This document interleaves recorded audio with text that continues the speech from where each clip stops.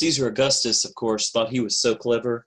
He wanted to raise money. He wanted to collect taxes. He wanted to be sure that he was collecting what he needed to collect in taxes, that he wasn't being cheated or missing out on anything in terms of exploiting the people. But to be sure that he had an accurate taxation effort, he needed to double check and make sure of how many people there were. So that's why they had this time of census, of counting the people.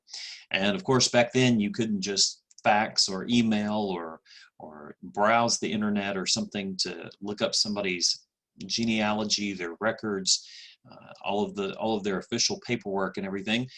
They had to go back to where their family records were kept. And so remember from an earlier session that I've mentioned how Mary was biologically connected to Jesus and connects him back to King David through that lineage. But I also mentioned how Joseph is the legal guardian as the husband in that family.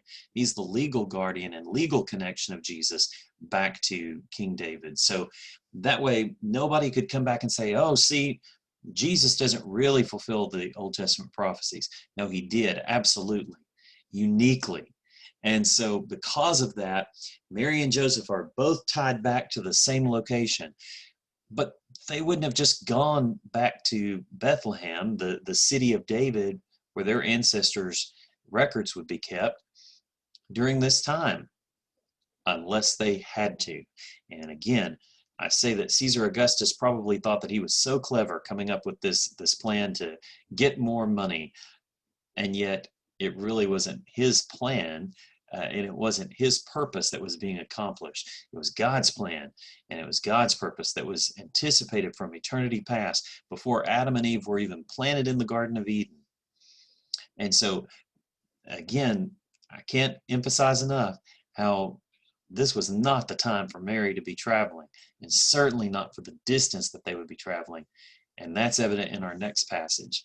So we're going to continue in Luke chapter 2, verses 6 and 7, these familiar words. While they were there, the time came for the baby to be born, and she gave birth to her firstborn, a son. She wrapped him in cloths and placed him in a manger, because there was no guest room available for them.